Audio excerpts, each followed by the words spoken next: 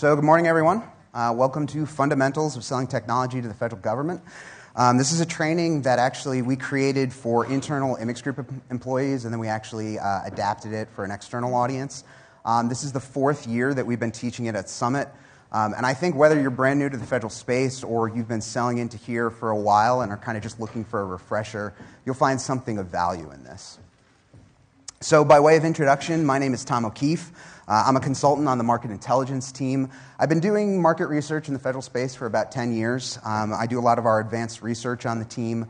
I also do a lot with data analysis, and I cover a couple of our civilian agencies as well. With me today is Chris Wilkinson, the Senior Director of Market Development. Chris, do you want to do a quick introduction? Yeah, 11 years in Immix Group. I run about 45% of the sales organization in our cybersecurity and emerging market sales organization. I own supplier capture efforts, so prospecting and onboarding of new suppliers to the Immix Group programs, and then our inside sales organization as well. Perfect. Thanks, Chris. So just a couple of housekeeping notes. The session is being recorded. Chris and I usually run a little bit short, so we're going to have some time for Q&A. So if you guys have questions, we're going to have a runner with a mic. So if you can just wait till the mic gets to you, then we can get your question on record. Also, if you have questions and we run out of time, there is going to be another session in here starting around 10:05. I'm actually going to be over at the Market Intelligence kiosk, sort of at the opposite end of the event. So if you have more questions, feel free to come find me down there. So let's just do a quick little census of folks in the audience today. So who is brand new to federal sales? Who's been selling for maybe under a year? Okay. Who's got about 3 to 5 years of experience? Okay, and who's got 10 or more? All right, so perfect. So I'm glad we've got a mix. Hopefully everyone will get something out of this session. So here's our agenda. We're going to kind of start by talking about the way government is structured. We're going to move into the budget process. I know process isn't always super interesting, but hopefully I'll keep you guys engaged. It's actually really important to understand process because that really governs a lot of how you do the selling into government. Then we're going to talk about some IT policy, laws, trends, and drivers. And then we're going to transition into Chris's piece. We're going to talk about how government's a little bit different from the commercial sales world. We're going to talk about the capabilities that you need to really be successful in this space. And hopefully that'll really help you guys figure out what it is that you maybe are missing and that we can help fill in some gaps for you. So I don't want to make this a dry civics lesson, but let's go back to grade school. You guys will bear with me for a moment. Why do we have 3 branches of government? Does anyone remember? Right, exactly, checks and balances. And this is a theme that's going to pop up again and again and again in this presentation. You're going to see that government is structured so that there are checks and balances, so that no one person can make all the decisions, so that no one person can get you paid, so that no one person can gain too much power. I mean, keep in mind, when the Founding Fathers wrote the Constitution, they wrote it coming out of a war with a monarch who was almost able to do whatever he pleased. So they set up a series of checks and balances to make sure that we would never encounter that situation again. Now, obviously, we've had more success and less success over time, but I really think that the strength of the constitutional republic system really bears out here. And it actually ends up getting mirrored in our contracting and acquisition process as well. So there are 3 branches of government. There's the legislative branch. They pass the laws. So obviously that's Congress. That's the House and the Senate. There's the judiciary, that's the Supreme Court and everyone that extends down from them.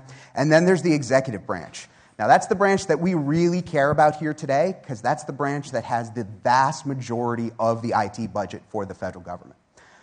Some of you may cover the legislative and the judicial branches, and there is IT opportunity there, but for the most part, we really focus on the executive branches. So you see the major agencies here. These are kind of the largest 16 agencies where most of the IT budget is. Obviously, DoD is the largest.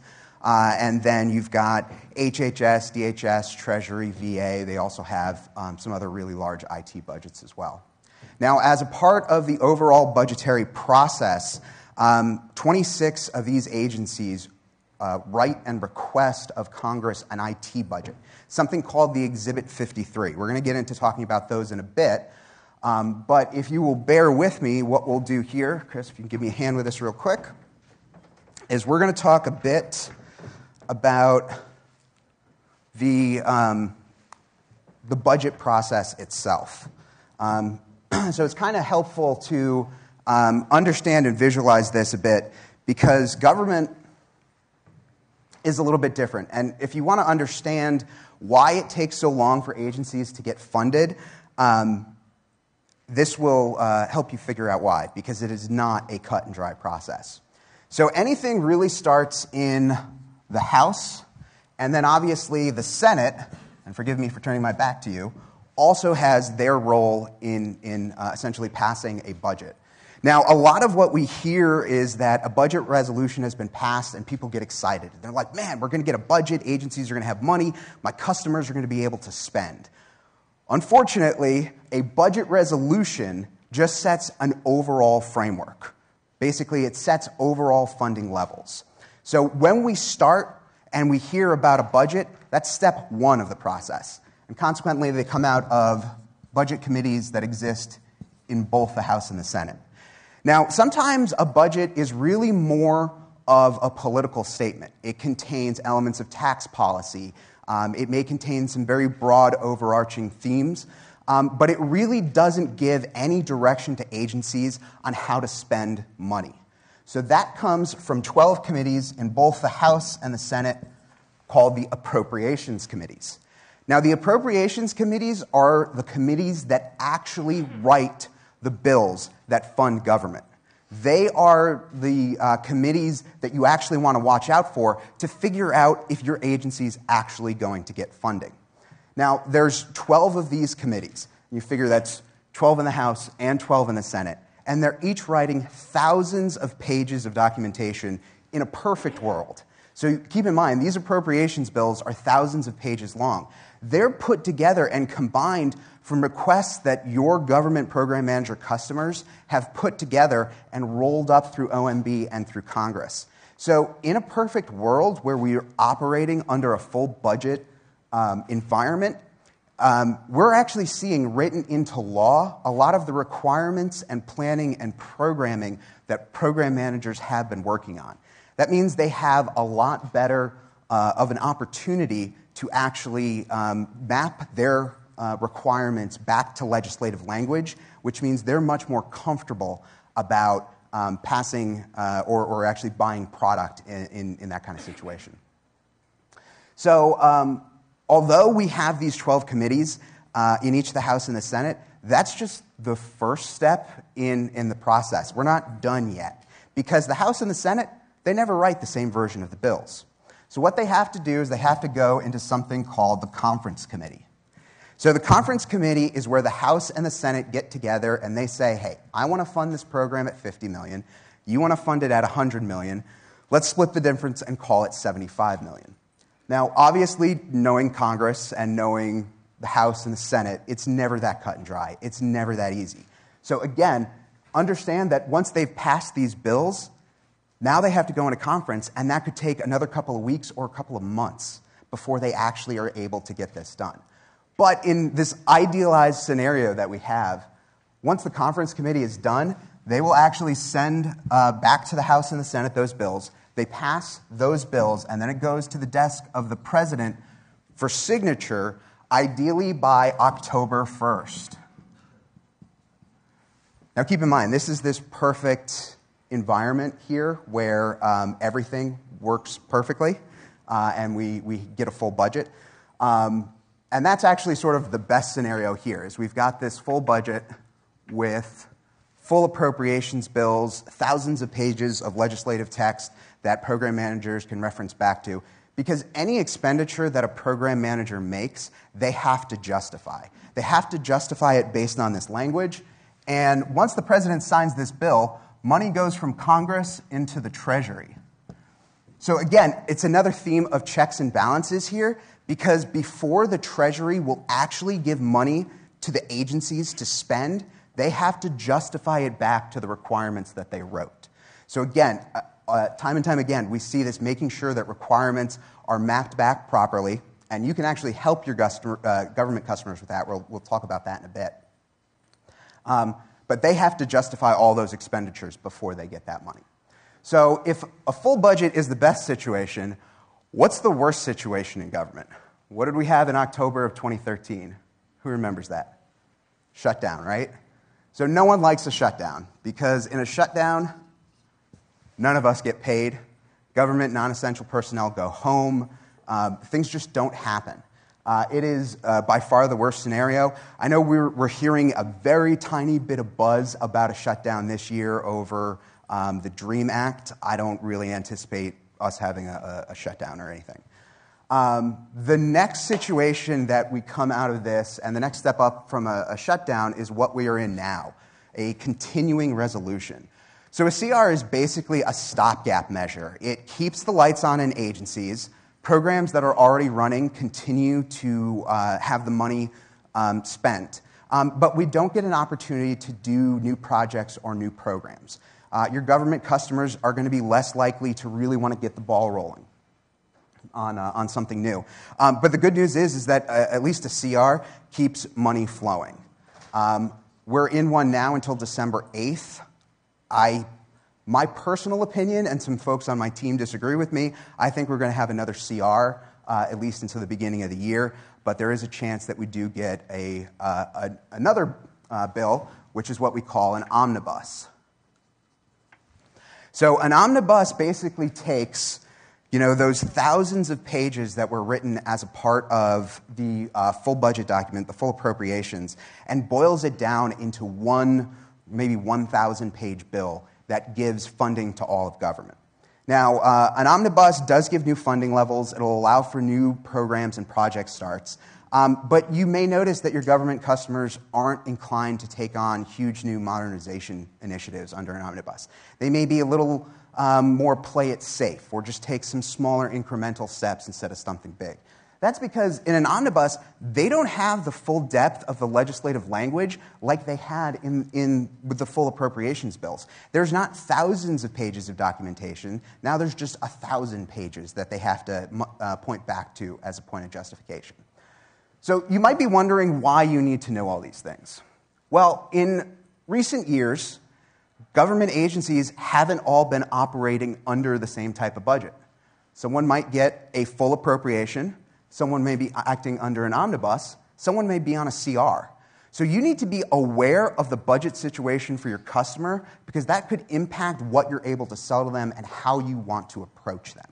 So keep in mind, that's really going to drive a lot of the process here. So now we'll move on to talking about the IT budget here. So how many of you are familiar with the Exhibit 53s? All right, I see some hands. That's good. That's a lot of what we do on the market intelligence team, is really try and map where these programs, and they're on the right side of the slide here, we try to map where these live within a government agency.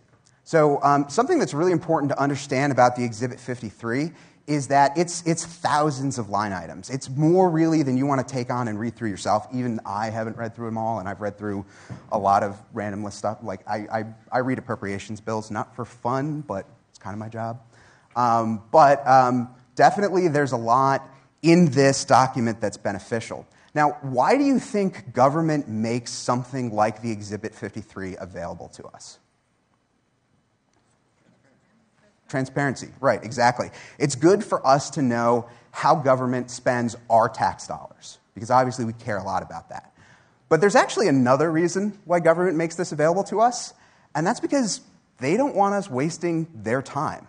The quickest way to get thrown out of a program manager or a CIO's office is to ask questions like, what are your pain points? What keeps you up at night? What are your challenges?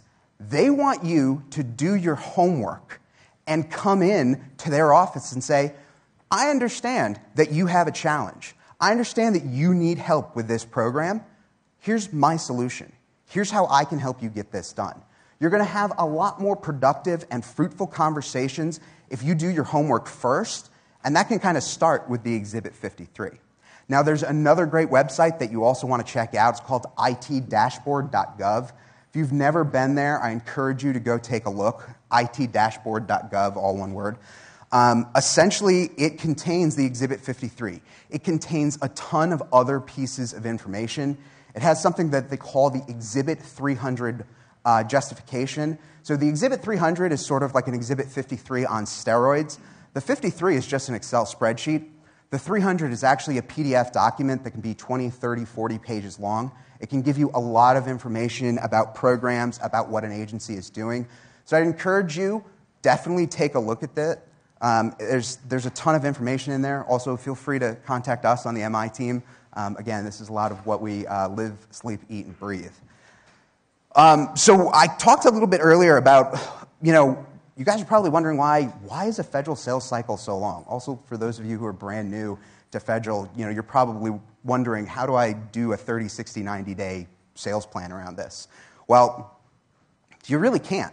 And the reason why you can't in the federal government is that this is at least 3-year planning process. And in some ways, the way you want to think about it is it's a 5-year window.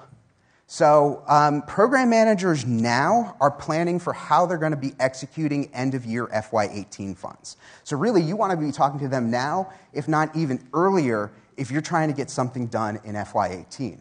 Now, while they're doing that, they are also planning for what they're going to need to essentially buy in FY19, and they're thinking about the requirements that they need to put together for fiscal year 20.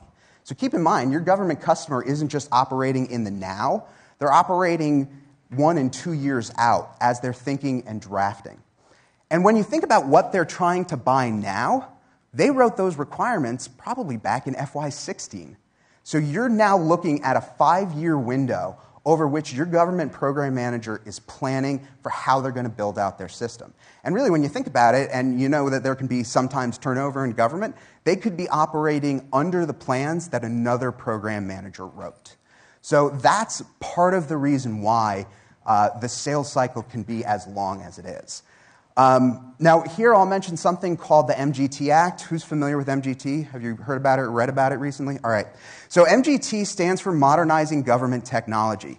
It's been included in both the House and the Senate version of the NDAA, the National Defense Authorization Act.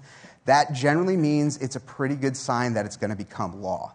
Now, there's a sort of centralized modernization fund that might be created as a part of that. Congress actually has to appropriate money to that, so whether we see that happen or not, I don't know.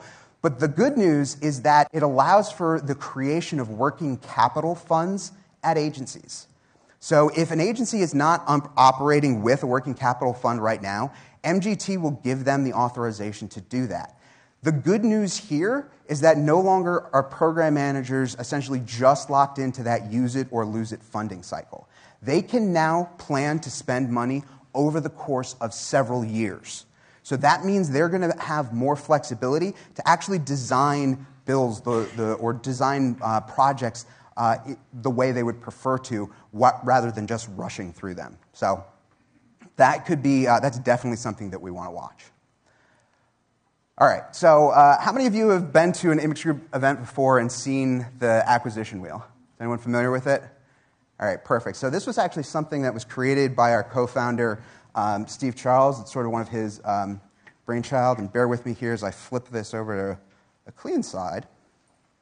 So I'm actually going to build this slide out, and then we're going to spend a little bit of time walking through this acquisition wheel. So, all right, perfect. So I want to do a little bit of a different visualization of this. Instead of just looking at this as a wheel, essentially, I want to look at it as sort of a line.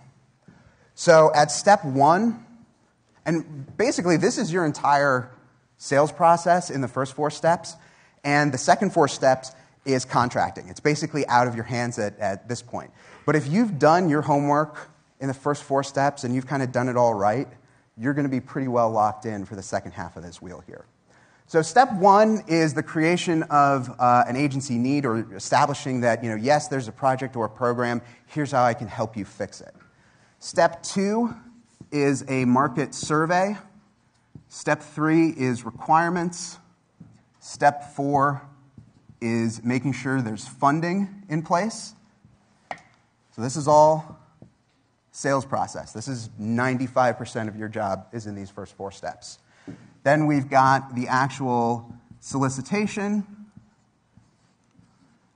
We then have source selection, the award process, and then post-award.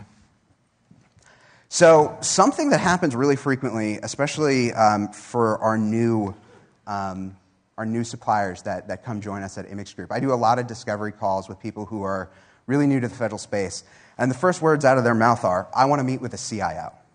And I'm like, okay, let's talk a little bit more. That's not necessarily a bad idea, but let's walk through this a bit.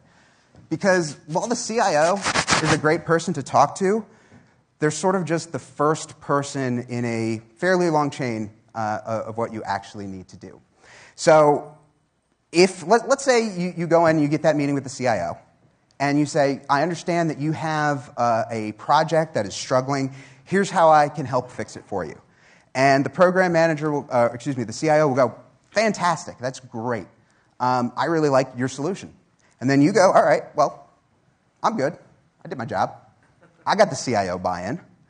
And then you forecast that deal. And then a couple steps on down the road, you're looking at this RFQ and you're going, this doesn't really describe my solution. But you know what? The CIO liked my product. I should be good. And then it comes to point 7, and you guys don't get awarded the project. Why did that happen? It happened because a CIO doesn't buy anything. A CIO is just a policy person. Now, I said get that executive level buy-in, and do. It is really important and can be great to have. But a CIO is never going to make a purchasing decision. Who you need to talk to once you've gone into the CIO, or you basically need to ask the CIO a very important question, which is, now that you like my solution, now that you know that I can help you with this program, can you introduce me to your program manager? Can you introduce me to the person who's actually running with this? And that's when the CIO will hopefully pass you over to the most important person in the entire sales process for you, the program manager.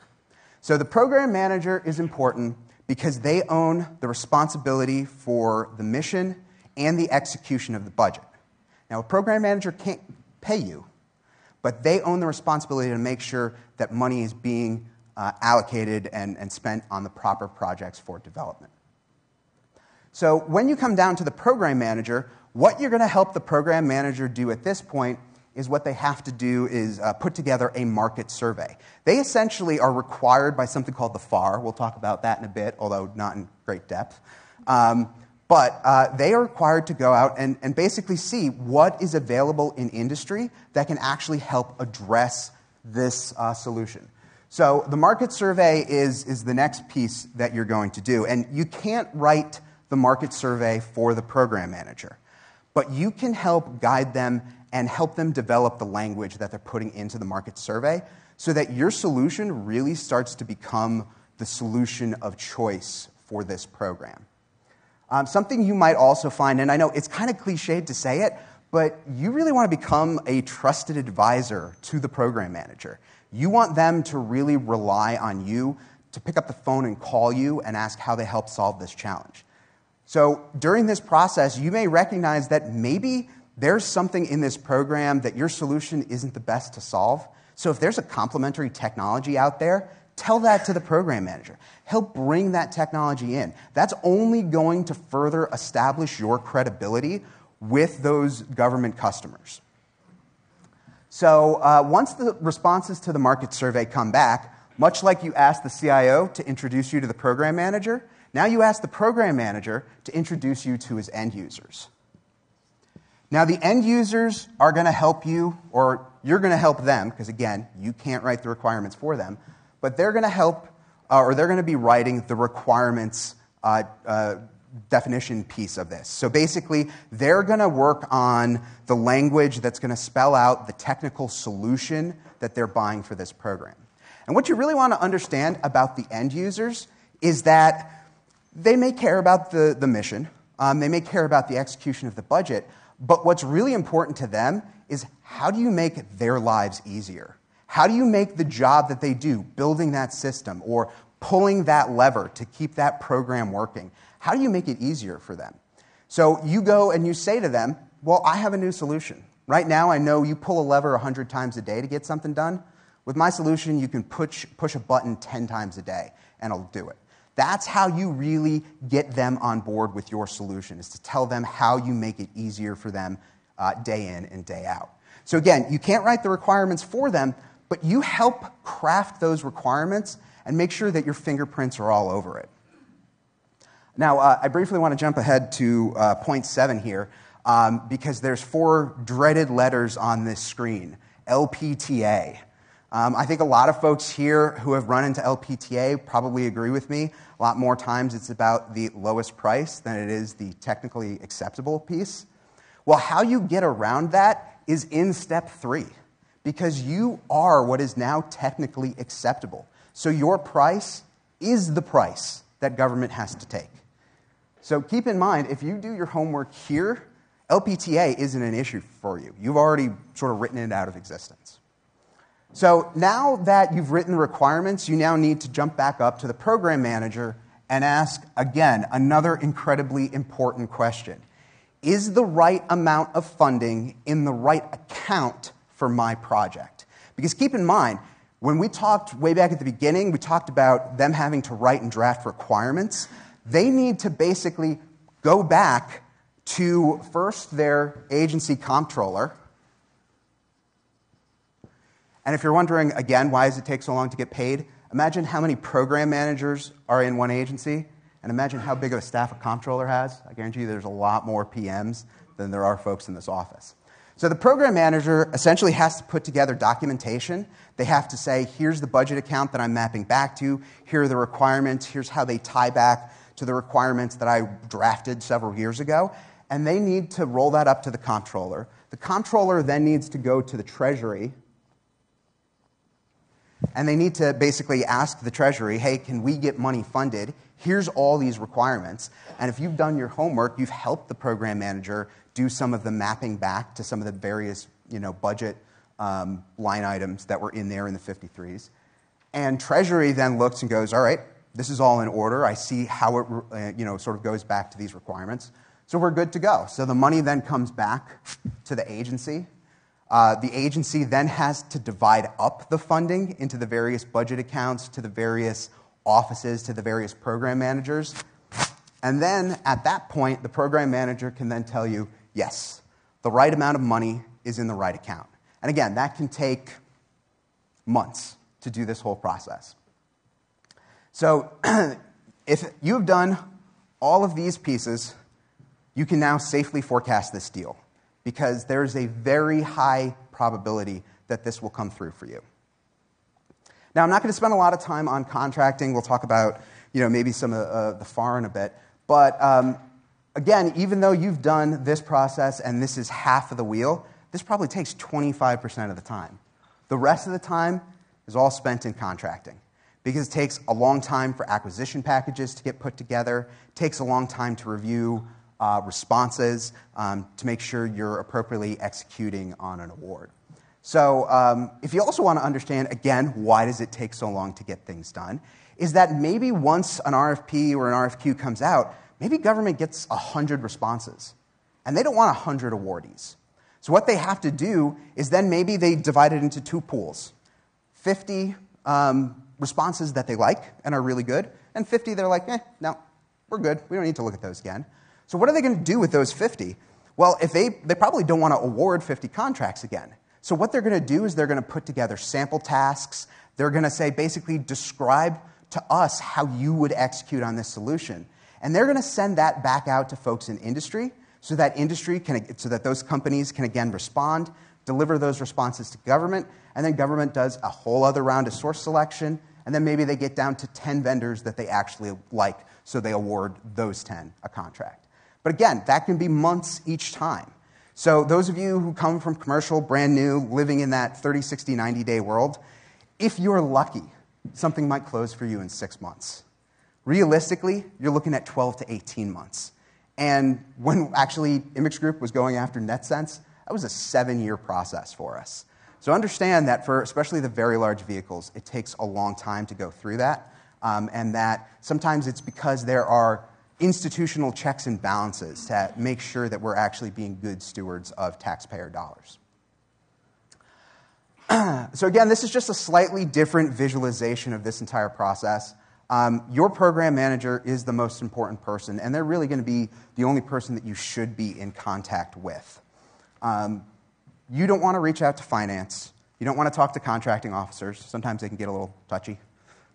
You want to make sure that you are talking to your program manager and having them move across the lines for you. They talk to finance. They talk to contracting on your behalf. Again, keep in mind, it doesn't matter whether you're working with a distributor like Immix Group, whether you're working with a systems integrator, whether you're working with a VAR, whether you are a VAR. Make sure you're talking to your program manager. Stay in touch with them. They are the key people along the way. So now we'll move into contracting, and again, a little bit of the reason why it takes so long for government to award contracts. So way back in the day, and I say way back in the day being the 70s, basically we had a process known as sealed bidding. You guys familiar with the term Beltway bandits? This is a lot of where it arose from, because agencies would go to their buddies who set up companies and would sort of just award a contract under the table and without really any controls on the price. Now, while that was great for some folks in industry, and while it might have helped the agencies get the services or the product that they needed in a fairly quick manner, we were vastly overspending. We had forgotten checks and balances that were really sort of a central part of what it is that we do. So we moved out of sealed bidding into something called negotiated procurement. Now, negotiated procurement got agencies better prices, but it started to take a lot longer because there was a constant back and forth between industry and agencies to try and find an equitable price for products or services. But it became really clunky. It was a little time-consuming. So then in the 1990s, what big technology appeared on the scene in the 1990s? The internet, exactly. So essentially, we could set up websites. Government could put procurement information online so that anyone could view and access it and respond to solicitations. But if you want to know, again, why it takes so long to award things in industry, is all of a sudden the pool of people responding exploded because there were a ton more people that now information was being put on the internet that could actually respond. And then we moved into the early 2000s into the development of some multiple award contracts. We'll talk about those on the next slide as well. So one of the most common contracts that we see in government is a GSA schedule. Raise your hands if anyone in here has a GSA schedule. Perfect. So I see a lot of hands. That's good. How many of you have one business simply by virtue of having a GSA schedule? I know Chris likes to laugh at me because he says sometimes we do. But realistically, a GSA schedule is just a license to hunt. It allows you to go out there and try and find business, but it doesn't guarantee you business. So what is the IT products or the IT schedule? It's up on screen. You don't need to look, but right, 70. So 70 is one of the most heavily leveraged contract vehicles in the entire government. And really, a GSA schedule it's a menu. It allows agencies to sort of buy whatever they need when they need to buy it. Now, something that we frequently see created off of a GSA schedule is a BPA, a blanket purchase agreement. That means that an agency has established that there is a need for a certain amount of product over a fixed period of time at a fixed price. So really at this, with a BPA, you'll see they're fairly common. DOJ loves their BPAs. They say, get your product on a BPA, we'll buy it. So certain places really seem to love them. Something else that we saw kind of come up recently being in the last 20 years or so, is the development of IDIQ contracts. So what does IDIQ stand for? Right, indefinite delivery, indefinite quantity. It means that an agency has established that there is a need for certain types of products or services, but they don't know how much of it they're going to need, and they don't exactly know when they're going to need it. So IDIQs are very, very common now. I think they're probably more common on the services side than the product side. But essentially, they're a way for an agency to get what they need to when they need it.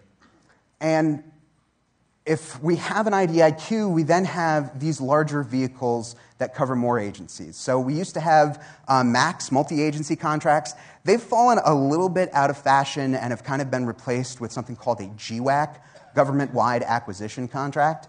So doesn't it make sense if, say, NASA has already built a contract to buy product that another agency can just look to leverage that vehicle rather than do the entire acquisition process? Doesn't it make more sense to rely on someone else to have already done all that for you so that you can sort of just send your requirements in and essentially accelerate the process of getting that product into your environment? Exactly. That's why GWACs really came about, because agencies realized they could save tons of planning hours and tons of money by just using and leveraging someone else's vehicle. So I mentioned NASA SOUP. That's a very common one. GSA has a couple, Alliant and Oasis. CIO SP3 and CIO-CS at NIH. So there's a couple of these across government. So now we're going to move into what is my favorite piece, talking about law and policy. I know I'm kind of weird like that. Definitely stay engaged here, guys, because this is important. Even if you think it's not directly important to you, it's important to the people who are buying your products. So they essentially really care about a lot of these elements of law and policy because it basically governs what they have to buy. Now, government is also a bit of acronym soup. You're going to notice there's a lot of abbreviations. We'll try to unpack some of those here.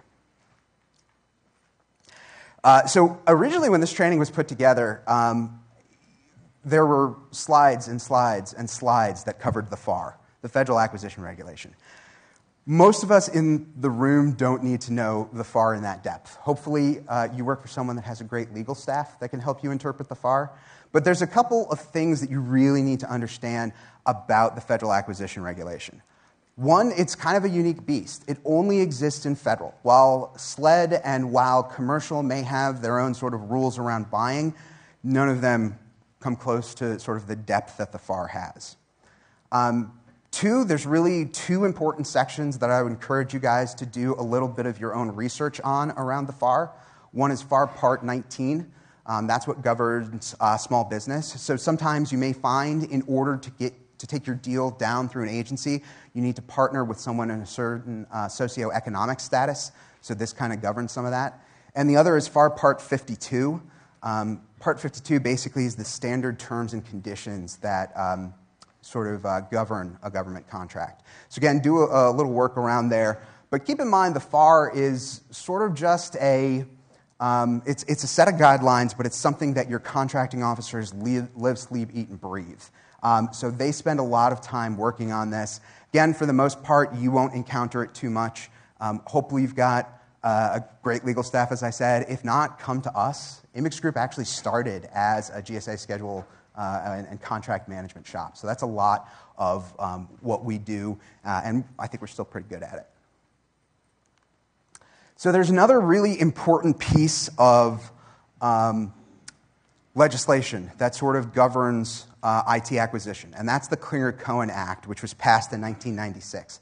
Now, it's had updates, but if you also want to understand why sometimes government takes so long to purchase technology and maybe why they sort of lag behind commercial a lot of the time, is that a lot of what they have to do is mapping requirements back to something written in 1996. So that explains a lot of the reason why. Klinger-Cohen sort of codified the role of a federal CIO. It also allowed for the creation of GWACs. It also led to some other follow-on pieces of law and legislation. The E-Government Act of 2002. Really, there's not a lot there that we care about, but we do care about one big one, FISMA, Federal Information Security Management Act. So why FISMA is so important is how much of our personal data does the government have? And this was way back in 2002, keep in mind. They still had a ton of our personal data. So the question became, if there's all these databases, there's all this information, all this personally identifiable information, shouldn't we actually protect that information? Shouldn't we actually stand up cybersecurity around these systems? So that was a large part of what FSMA really started to drive. And you need to make sure that your solutions are FSMA compliant, because if your solutions are not FSMA compliant, you are not going to be able to sell into government. It's really important that you can address that.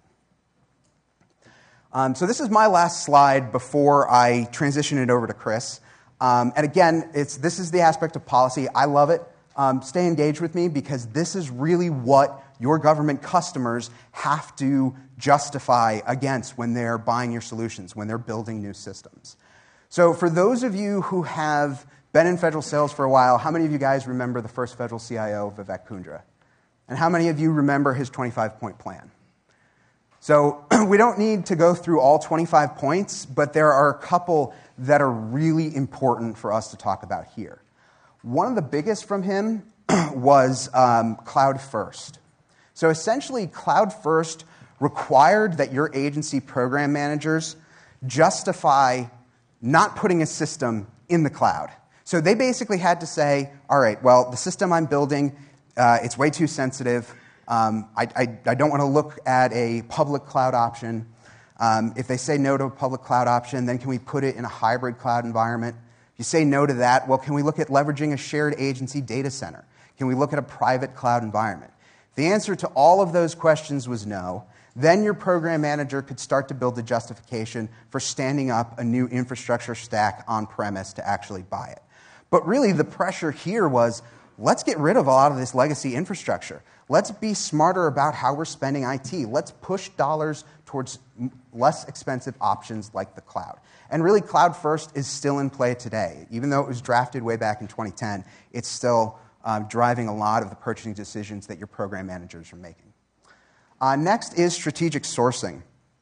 So strategic sourcing is essentially, let's be smarter about the contracts that we're standing up within an agency. Let's be smarter about how we're buying IT and other products as well within an agency. If there are 6 contracts that can be bought off of in one department, can't we just consolidate and buy off of one vehicle? Now, that's not great news for us here in industry necessarily, but it was being smarter about how we spent customers' IT dollars. It was really trying to control a lot of those costs and sort of just focus in on one vehicle to acquire what was needed. Similar to that was something called shared services. How many of you guys have heard of shared services? You're familiar with it? Perfect. So shared services is essentially saying, do I need to manage my own HR if someone like the Department of the Interior and their Interior Business Center could handle some of that for me? Now, even IBC has its own limits. It tried to take on DHS, and it was a little too large of a customer for them. But there are these centers that have been set up across government that do some things pretty well. So if an agency can sort of cut down a lot of the time and money that it has to spend managing its own HR or some of its own finances, can it leverage USDA's National Finance Center to do it? And last is the other, I think, really important piece of technology that you guys might have heard about, or sort of technology driver, and that's the Federal Data Center Consolidation Initiative. So FDCCI was basically saying, you know, Vivek Kundra came in and he said, how many data centers do we have in government? We don't know this. And by the way, today, we still don't know it after multiple reviews of this. So the first time Vivek went out and did a little census, and it came back at 2,000 data centers. And he was like, that seems a little low. Can we count again? Then we counted again, and it was 3,000. Counted again, it was 5,000. By the time Tony Scott, the third federal CIO, asked people for how many data centers we had, the number was over 11,000. And at that point, we sort of just threw up our hands and said, the heck with it. So data center consolidation was just all about, let's take these old, outdated legacy infrastructure stacks, let's close down as many as we can. Let's focus on establishing enterprise data centers that an entire agency can make use of. It's basically, how do we get smarter about our spending on IT hardware? Then we moved into the second federal CIO, Steve Van Rokel, and Steve actually had the digital government strategy. Again, you know, these are legacy documents, but if you haven't read them, take a quick read. None of them are super long to go through, and they're also really influencing what your government customers are buying now. So there were really two things that Steve Van Rokel came up with. The first was portfolio stat. Now, I imagine most of you in the room haven't heard about portfolio stat. You've probably heard a lot more about the second bullet here, FedRAMP. But portfolio stat is really important to your government end users because it's a series of metrics that they have to report on to say that I'm spending appropriately on this project, I'm not behind, I'm not wasting money. So again, it's really important to your government customers, and anything you can do to help them report more effectively on portfolio stat metrics, I'm sure they would really appreciate that. But really the more, I think, impactful one that we saw was FedRAMP, the Federal Risk and Authorization Management Program. So FedRAMP was essentially saying, if we're making a move and a push to put systems in the cloud, shouldn't we put security around that cloud? Same question that we had around FSMA. If we're standing up all these IT systems, if we've got all this data, shouldn't it be protected? So FedRAMP is really important, and it continues to drive a lot of how government buys cloud. So you really want to make sure you're working with someone that has a FedRAMP-approved data center. Unless you're really a large business, you do not want to take on the time and effort to try and stand up your own FedRAMP system. It takes a long time. GSA has shortened the amount of time to get authorization on that, but it really does take a while to stand up a FedRAMP environment. And so the last was Tony Scott. And Tony Scott, he really didn't come up with FITARA, but it was an important innovation that came about in his role as the federal CIO. So FITARA came out of Congress, and it was the Federal Information Technology Acquisition Reform Act. It's basically, how does government continue to be smarter and better at buying and managing federal IT? It really gave more authority to the agency CIOs to have oversight over their IT environment. So again, when we talk about the CIO being important, get that executive level buy-in, because they have oversight. They are an important person in there, and FITARA only continues to strengthen some of the authority that they have. Now, the other two pieces that we see here are category management, and category management is really sort of a logical continuation of strategic sourcing.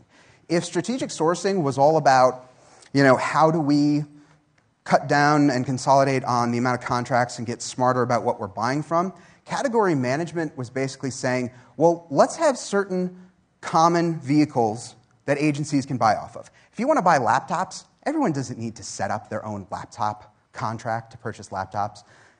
Use these few centralized vehicles. Also, get a handle on your software environment.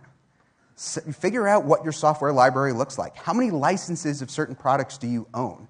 If another component in your agency has a need for it and you're not using all those licenses, can some of that be moved over to that other agency? It's just, let's understand what we have in our environment. Same goes for hardware, too. Let's understand what lives within our hardware environment. And the last piece, I think, again, much like strategic sourcing and category management, data center optimization was a natural evolution of FDCCI. So instead of saying, hey, let's really focus on closing down data centers, it was, hey, let's get smarter about the data centers we have. Let's try and green them. Let's make them more energy efficient. Let's try to increase server utilization rates. Let's do what we can to really improve the enterprise facilities that we already have. And by the way, we still want to continue to consolidate where possible, but let's have that not be such a huge driving priority and really start to establish a better strategy for how we have these enterprise facilities come together and how we buy hardware in the federal government. So now I'm going to transition it over to Chris. He'll run through his piece, and then I'll come back for the conclusion. So, Chris? Maybe you can help me push this Yes. back a little bit. Very good.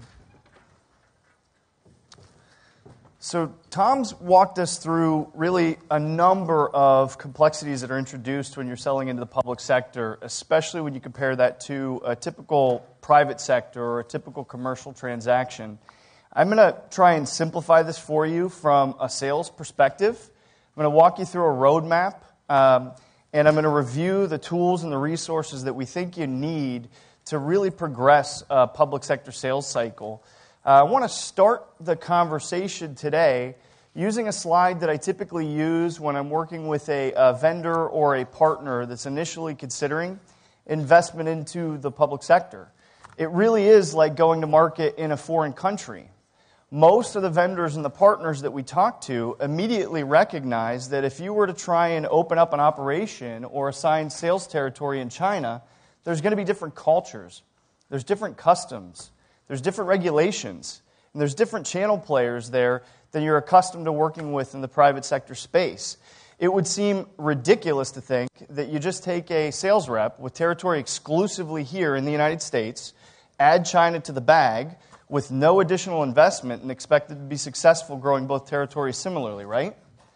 Well, most of those vendors that we deal with seem to think that because it's the United States government and it's here, it's in the United States, that those same business strategies, those same metrics should be similarly effective in growing both of those territories. Enter all the things that Tom just talked about. The acronyms, the LPTAs of the world, the laws, the Klinger-Cohen Acts, the contract vehicles, the MACs, the GWACs, the IDIQs. These all introduce a new complexity to those commercial sales reps that are trying to make the transition into public sector. You still have to do what we really focus on in sales, that is convincing an end user that you've got the right solution to meet their requirement or to satisfy their need. But now the process becomes really important to things like forecasting your deal and oftentimes even winning public sector business. And so again, all the things that Tom introduced, the policy, the political environments, the contracting norms, the timelines, all of these complexities really flip the traditional sales model, where we see a commercial sales rep will spend about 80% of their time focused in selling their product. 80% of the sales cycle is driving your solution to market. 20% of the sales cycle is typically taking place in some sort of a procurement or some sort of contracting action. Well, in public sector, we see that these timelines flip, where about 80% of the sales cycle is actually spent in process, and you're only spending about 20% of the sales cycle actually selling your solution and convincing the end user that you've got the right technology for their capability. You need to think about how this impacts the way you manage, the way you staff, and the way you resource your business. And so again, each year we spend time talking you through the different tools and the resources that you need to effectively staff these longer public sector sales cycles. One of the things that we typically point out if you sat through any of the budget briefings is this market is the largest consumer of IT in the world. And so if you could capture even a share of that $80 billion spend, it's a pretty compelling market opportunity. And so what we want to talk about is how do you go after that market opportunity? And I want to shift our focus to routes to market. And we want to walk through the complexities that things like the contract vehicles or socioeconomic regulations introduce in a public sector sales cycle. When we're dealing with a commercial entity, typically they're going to go to market with their direct sales force, driving their solution to an end user directly, or they're leveraging a distribution methodology where there's a value-added reseller between a distributor and an end user. For the most part, that's what we see. There may be some instances of deviation from that, but it's pretty straightforward. And so you might think, well, how complicated could it be in public sector, right? I don't know that companies like Immix Group would exist if it wasn't at least a little bit complicated. We actually see about 12 routes to market routinely play out in the way that we see deals transacted in the public sector. And we really spend a lot of our time educating the commercial leadership of our vendors and our partner community on these various routes to market and the implications that they have on your business. And so I want to walk through those at a very, very high level with you today. And I've already popped ahead in an animation to illustrate the first two in the example of the Crays and the Teradatas of the world, where we see vendors that almost exclusively go to market directly to the public sector. In these transactions, there's no one in the middle. There's no one in between the manufacturer, the ISV, the independent software vendor, and the government customer. And a lot of the times, you'll actually see companies like this hold their own contract vehicles. So again, pretty straightforward route to market. Next, we see a bit of a more specialized route to market where we have vendors out there that still rely on their own direct sales force, meaning they don't go to market through the robustness of a channel, they're typically, you'll see suppliers in this realm be those emerging technology companies that don't have a robust channel, or those more complex technologies that really rely on their vendor's sales force to drive their solution to the market.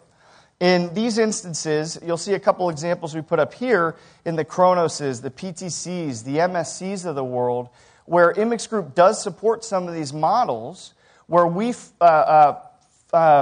participate as sort of a fulfillment mechanism, if you will, for them, where they're leveraging access to our contract vehicles and they're leveraging support from market intelligence team to help them navigate the complexities of this public sector market space. Again, their direct sales force is selling directly to an end user, and we're providing some demand generation support in support of that team. But again, otherwise, they're not looking to the channel for support.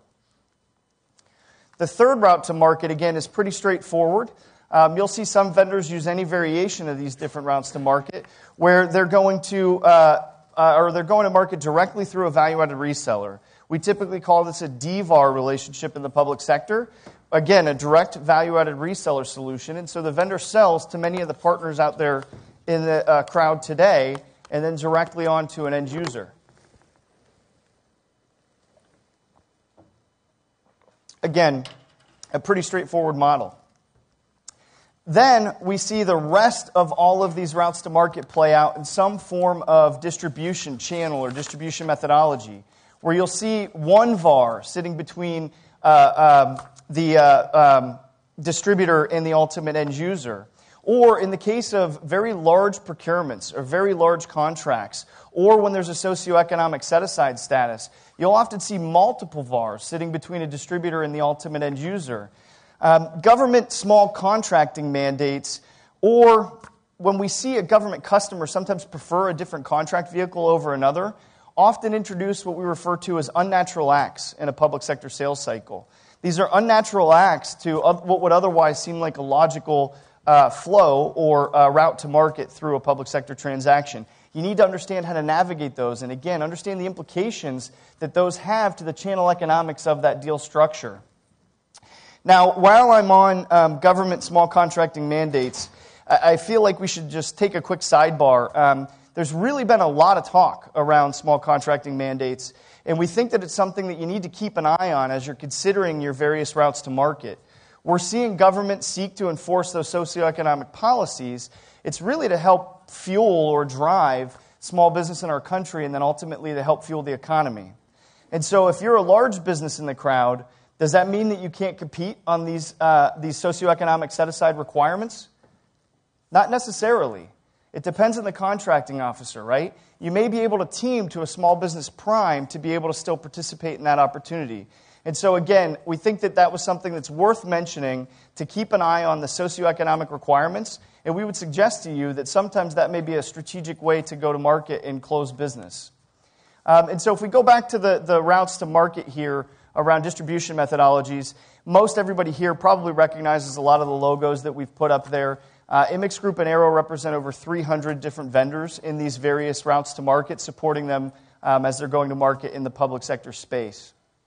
Now, there is another thing that we wanted to introduce on this slide, and that is those vendors that may go to market differently per product line. In other words, one of their product lines they may sell directly to a government customer. Another product line, in the case of the HP Securities of the world that are now the spin merger of Micro Focus, they go to market through either a contract holder or a value-added reseller and then directly to the government customer. Or, in the case of HP servers, if we stick with that example, their storage solutions, their networking solutions, typically go to market through a standard distribution or a two-tier distribution methodology. And so we mentioned that in this session to suggest to you that it may make sense to really look at your different product suites and suggest that it may make sense to go to market in different routes per product line to increase the productivity of your channel. And so again, just a quick look at the routes to market. Before we move on here, there may be some of you out there in the audience saying, well, wait a minute. If Immix Group's a distributor, why do I see you occasionally prime contracts? And it's something that we like to talk about in this session to explain that you may see us priming contract vehicles out there for the vendors on the left side of that route to market that don't otherwise go to market through the channel. They look to Immix Group for contract access, and again, we do provide some demand generation in support of their direct sales organization, but they don't go to market through a channel otherwise. The other instance where you may see us holding a contract vehicle is when we're holding it for you out there in the audience. We're holding an ITES, a SOUP, or a NetSense contract for the partners out here that may not otherwise have access to that contract vehicle. And so you're a partner, you've been providing value to a vendor, you've been leveraging your unique relationship, you've been leveraging your unique customer knowledge to help drive a solution. It hits procurement, and all of a sudden a contracting officer wants to use another contract vehicle that you don't hold. Again, Immix Group holds those contract vehicles to manage, to the extent that we can, protection for the value that you've brought into that transaction. We provide you access to that contract vehicle and make sure that you can be rewarded for the investment that you've made in those channel models and those channel methodologies. And so as we transition from routes to market, we've built this slide to take a look at the resource that you need to ultimately build your sales funnel to really navigate the uniqueness of this market space, and then ultimately to accelerate the growth of your public sector business. And so on the top of the slide, we're going to walk through how you fill the sales funnel in a public sector sales cycle. And then we've also illustrated in the bottom, leveraging a football field to walk through the tools and the resources that you need to progress a sales cycle in the public sector. And so Tom asked the question a minute ago. I want to see a show of hands again. How many of you are familiar with the Exhibit 53s or the Exhibit 300s prior to Tom's conversation today? That's a pretty good number. I think I got more than you had, so I think my coffee might be setting in. Can you keep your hands up if you've actually read the over 8,000 line items of budget data that Congress releases every year? I saw one hand. I would suggest you need to get a hobby. The reality is, though, these Exhibit 53s, these over 8,000 line items of information, as Tom alluded to, are really where you can start to understand where your government customer is going to buy technology over the next 1 to 3 years. And more importantly, it helps you to identify those IT program managers that have a requirement that aligns to your capability and that is funded within the next year. And you need to be talking to those program managers very early on in that process as they're establishing their requirements against those funded programs. And so with market intelligence here, I do want to put a shameless plug in for Immix Group. Tom is part of a market intelligence team with 13 market analysts that are combing through this Exhibit 53 data, the over 8,000 line items of information. They're conducting their own primary research. They're aligned with agency and vendor focuses. And all of this enables our vendors and our partners to more effectively staff and resource where they're going to focus their efforts, and then ultimately arms them with what messaging is going to align best to that program manager's need or the program manager's requirement. And so the other thing that we look at here is the difference from public sector and private sector, in that when you're meeting with those program managers, Tom alluded to it earlier, they expect you to have done your homework. General sales inquiries like what keeps you up at night or what's it going to take to earn your business is a very quick way to lose credibility with a government prospect. So again, different from public sector in that you need to make sure that you have a business strategy to put this publicly available information to use in building your sales funnel and then ultimately identifying where you're going to target your efforts and target going after opportunities. And so as we return this kickoff and run down the sales field a little bit further, you've gotten your targets out there, so you've identified where you're going to focus your efforts. Now you need to get your message out there, and you need to get in front of those program managers aligned to those funded requirements. Marketing and lead generation are key tools to first get that message out there, and then second, get you in front of those influencers and those decision makers aligned to each of those programs. And so from a marketing perspective, it's critical that you're helping the government customer understand who you are and what you do. It's about brand awareness. It's helping them to understand a little bit more about your solution. I'm a hyper-converged infrastructure player, or I'm a security orchestration platform.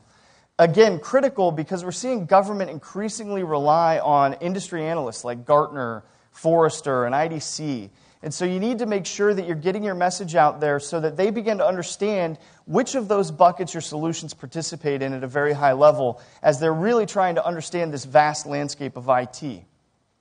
From a lead generation perspective, we would suggest that you need to lean on your channel. You need to lean on your partners for scale here, making sure that you're leveraging them to use this information to identify those targets and then execute campaigns, setting qualified meetings into those key decision makers and those key influencers that are going to drive funding in a government sales cycle. And so if you've been doing your homework correctly here and you're leveraging market intelligence, marketing, and lead generation effectively, you've now helped your government customer shape more informed requirements that are aligned to your technology specifications at the time of the solicitation. So our more informed government customer now gets what they need to solve their problem at the end of the procurement process, and you're positioned to better compete as these things are publicly competed within the channel. And so again, you're helping to protect the value in that sale, and you're helping to avoid the swear word of LPTA, and you're helping to increase the profitability of your channel as these things quickly can become a race to zero otherwise. Continuing down the field, you've identified your targets, you've got your message out there, you've met with those program managers that sort of control those purse strings. Now it's critical to understand what channel programs you're going to participate in to make sure that you can facilitate the opportunity that does come out in any form of number of other procurements. When we take a look at channel programs, it's first critical to understand the different contract vehicles that your government customer may prefer to use. Not all contract vehicles are created equal, and in one of these trainings internally, use a bit of a crude analogy in that I don't think a sales force needs to be out there converting religion. We want to understand how these contracting officers worship, and we want to be able to provide our solutions in that path, or that path of least resistance, right? Again, they're going to have a preferred contract vehicle. And so as a vendor in the room, you need to understand where you're targeting and what contract vehicles they prefer to use. And I think it kind of goes without saying, you need to make sure that your product is available via that contract vehicle.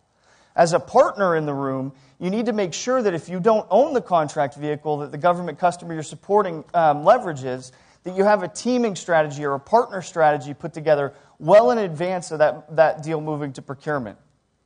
The next piece that we typically talk about in the channel programs that you participate in is really about relationships.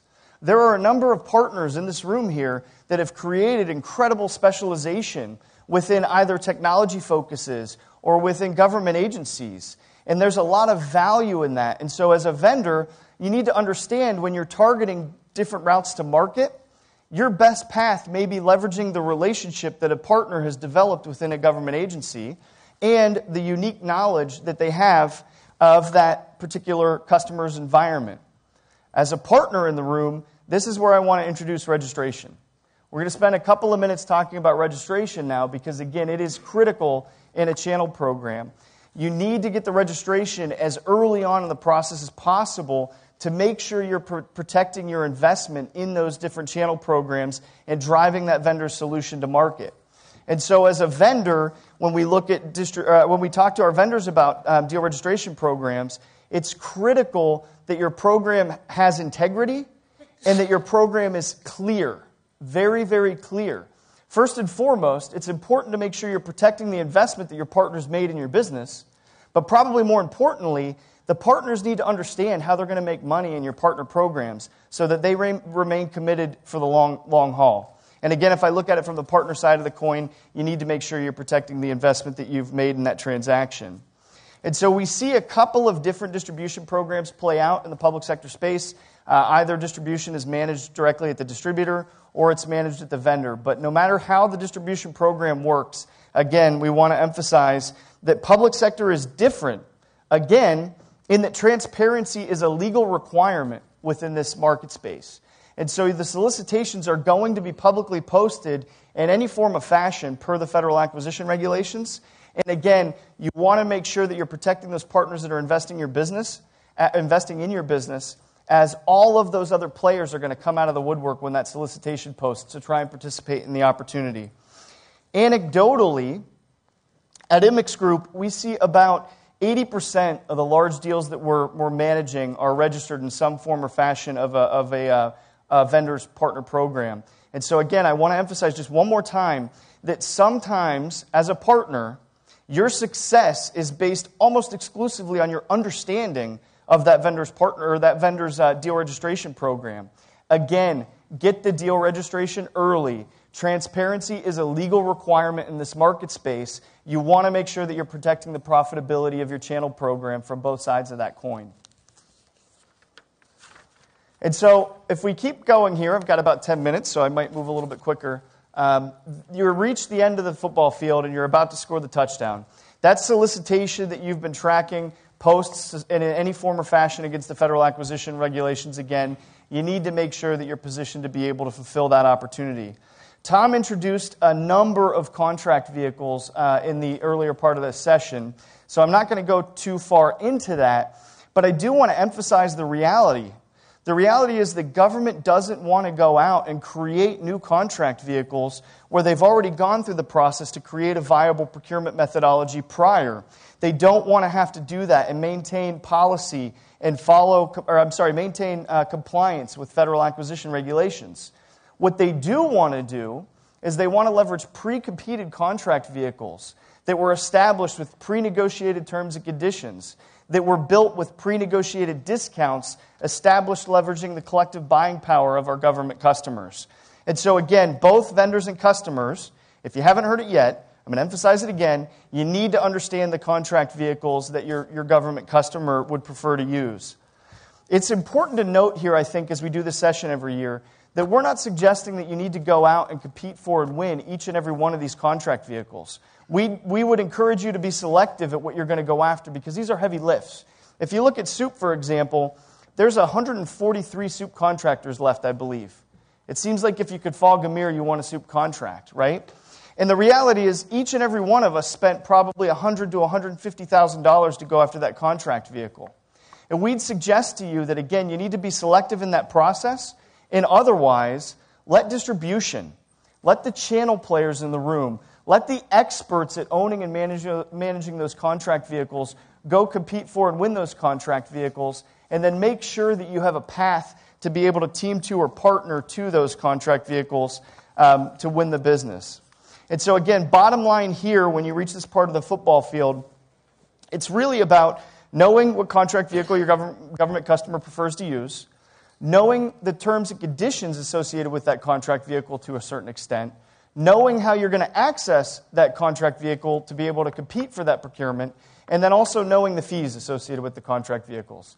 Again, harsh reality, not all contract vehicles are created equal, and some of these are more expensive than others. And so when we're competing in the area of oftentimes very tight budgets, these can become very expensive, and they can reduce the profitability of your channel. So again, you want to make sure that you're keeping an eye on that as you're building this strategy and working this 13 to 18-month sales cycle.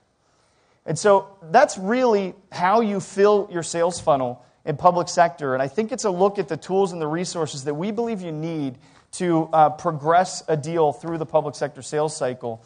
I want to end here very quickly on just two more slides before I let Tom summarize it. First, we see a real pivot in industry where vendors are looking for more and more value from their partner ecosystem. And we're seeing partners provide that value in the form of technology specialization or solution area focuses.